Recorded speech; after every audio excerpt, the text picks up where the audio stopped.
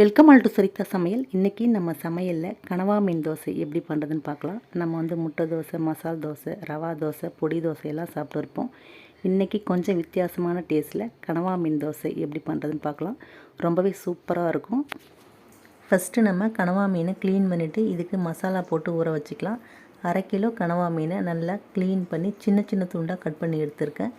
இப்போது இதில் 1/4 ஸ்பூன் மஞ்சள் தூள், 1 ஸ்பூன் மிளகாய் தூள், 1/2 ஸ்பூன் தனியாத்தூள் சேர்த்துக்கலாம். இது கூடவே இதுக்கு தேவையான உப்பு சேர்த்து நல்லா ஒரு வாட்டி கலந்து விட்டு 10லேருந்து 15 நிமிஷம் அப்படியே ஊறட்டும். மூடி வச்சிடலாம்.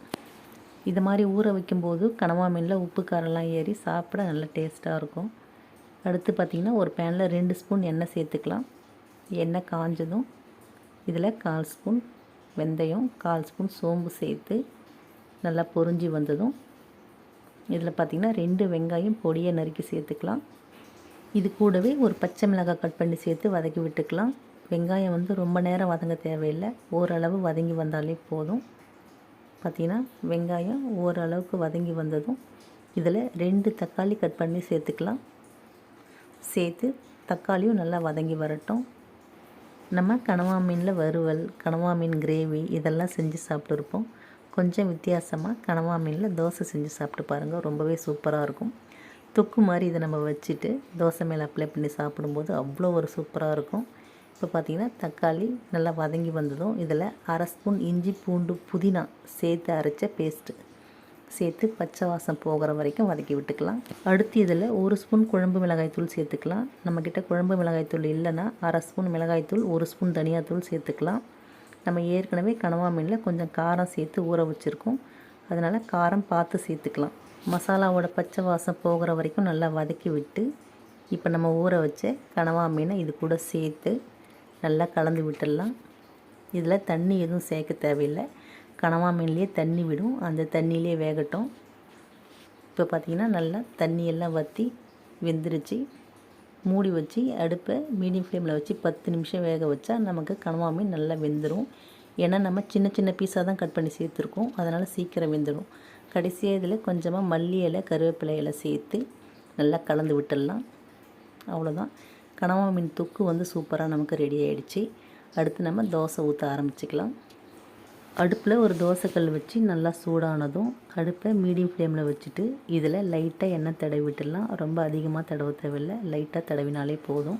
அடுத்து நம்ம வீட்டில் நார்மலாக இட்லி தோசை மாவை அரைச்சி வைப்போம்ல, அதிலேருந்து ஒரு கரண்டி எடுத்து எந்த அளவுக்கு மெல்லிசாக ஊற்ற முடியுமோ அந்தளவுக்கு ஊற்றி விட்டுடலாம். ஏன்னா நம்ம ஒரு பக்கம்தான் வேக வைக்க போகிறோம், அதனால் நல்லா மெல்லிசாக ஊற்றி விட்டுடலாம். அங்கங்கே மாவு நமக்கு திட்டு திட்டாக அதிகமாக தெரிஞ்சுன்னா இந்த கரண்டி வச்சு நல்லா சமமாக தேய்ச்சி விட்டுடலாம். பார்த்திங்கன்னா இது மாதிரி நல்லா சமமாக தேய்ச்சிக்கலாம். அவ்வளோதான். அடுத்து இதில் நம்ம 2 ஸ்பூன் நெய் சேர்த்துக்கலாம். நெய்யோ இல்லை ஆயிலோ நம்ம இஷ்டம்தான், எது வேணாலும் சேர்த்துக்கலாம். நெய் சேர்க்கும்போது நமக்கு தோசை நல்லா முருகலாக சூப்பராக வரும். இப்போது நெய் சேர்த்ததுக்கப்புறம் ஒரு பக்கம் நல்லா வேகட்டும். அடுப்பு மீடியம் ஃப்ளேமில் இருக்கட்டும். ஒரு பக்கம் வெந்ததுக்கப்புறம் நம்ம ரெடி பண்ணி வச்ச கனவா மீனை இது மேலே அப்ளை பண்ணி விட்டுடலாம். அடுப்பு சிம்மிலே இருக்கட்டும். அடுப்பு ஹையில் இருந்ததுன்னா தோசை சீக்கிரம் கருகி போயிடும். அதனால் அடுப்பில் சிம்மில் வச்சுட்டு இதை நம்ம இது மேலே அப்ளை பண்ணி விட்டுக்கலாம். அடுத்து பார்த்திங்கன்னா இதில் ஒரு பச்சை மிளகாய் பொடியை நறுக்கி சேர்த்துக்கலாம். இது கூடவே கொஞ்சமாக மிளகுத்தூள் சேர்த்துக்கலாம். ரொம்ப அதிகமாக சேர்க்க தேவையில்லை, ஒரு 1/4 ஸ்பூன் அளவுக்கு எடுத்து லைட்டாக எல்லா இடமும் படுற மாதிரி தூவி விட்டுடலாம். கடைசியாக இதில் கொஞ்சமாக பொடியை நறுக்கின மல்லி இலை சேர்த்துக்கலாம். சேர்த்துட்டு இதுக்கு மேலே 1 ஸ்பூன் நெய் சேர்த்துக்கலாம். அடுப்பு சிம்மிலே இருக்கட்டும். 2 நிமிஷம் அப்படியே வேகட்டும். நல்லா 2 நிமிஷம் வெந்ததுக்கப்புறம் இதை அழகாக ரோல் பண்ணி எடுத்து சாப்பிட்டு பாருங்கள். ரொம்பவே சூப்பராக இருக்கும். அவ்வளோதாங்க, ரொம்பவே சுவையான கனவா மீன் தோசை சூப்பராக ரெடி ஆகிடுச்சு. நீங்களும் ட்ரை பண்ணி பாருங்கள். வீடியோ பிடிச்சிருந்தால் லைக் பண்ணி, ஷேர் பண்ணி, கமெண்ட் பண்ணுங்கள். என்னோடய மற்ற வீடியோஸ்லாம் பார்க்கணுன்னு நினச்சிங்கன்னா சரிதா சமையலுக்கு சப்ஸ்கிரைப் பண்ணுங்கள். தேங்க்யூ.